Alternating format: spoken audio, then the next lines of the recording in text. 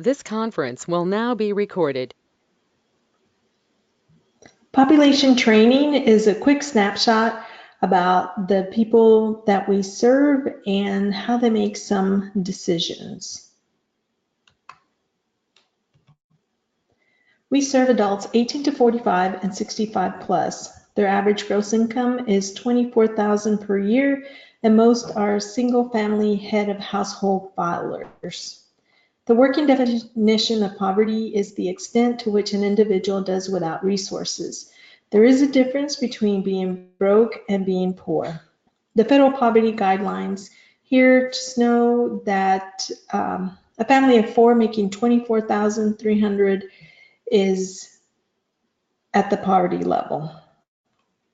This is a snapshot of the total poverty rate in Dallas County. You'll see a lot of green and a lot of red, which means blacks and Hispanics, and they're clustered and then in certain parts of town. And just keep in mind that as you go out of Dallas, the city of Dallas, you'll have education that increases, salaries increase, better homes, etc. Asset poverty is a family's ability to support itself at the federal poverty level for 3 months in the absence of income.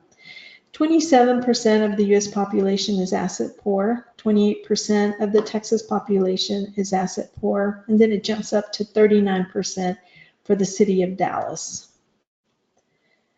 In terms of family status, 28% of married households in the city of Dallas are asset poor. 45% of households have children, which means that they're eligible for the earned income tax credit, and 61% are single parent households. There are wide disparities in household income by race and ethnicity in Dallas County. Asians and whites make approximately $68,800 per year. Then it goes down to approximately $40,500 for Hispanics and $37,400 for blacks.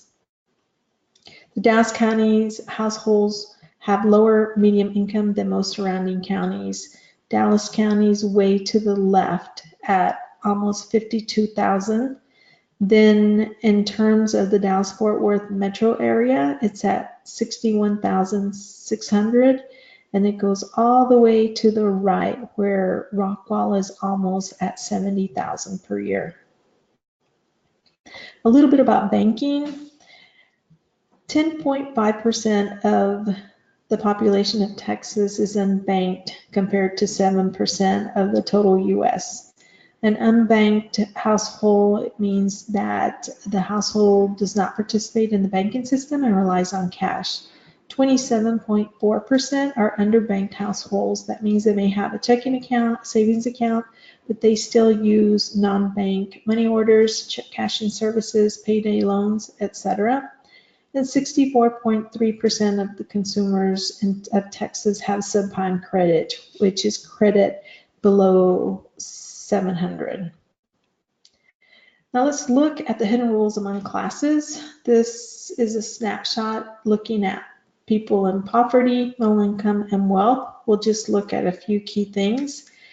In terms of money, people in poverty see money as if they have it, they're going to use it. Middle income, they see money that it's something to be managed, and the wealthy see money as that it's to be invested.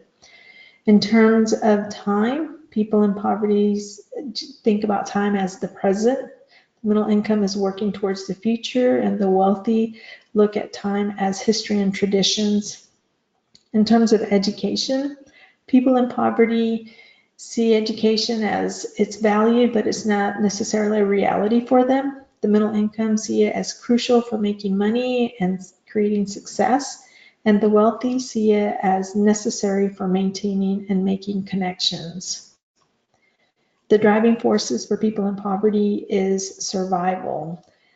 For the middle income, it's work and achievement, and the wealthy, it's about financial, social, and political connections. Overall, this grid basically says that people in poverty are about relationships and the present. The middle income are about achievement and the future, and the wealthy are about connections and generational. And we'll have some videos if you want to dig more deep into this. It's great information to learn more about the people that we serve. And so now you know the majority of our clients live in poverty, and individuals in poverty process information and make decisions differently. Thank you.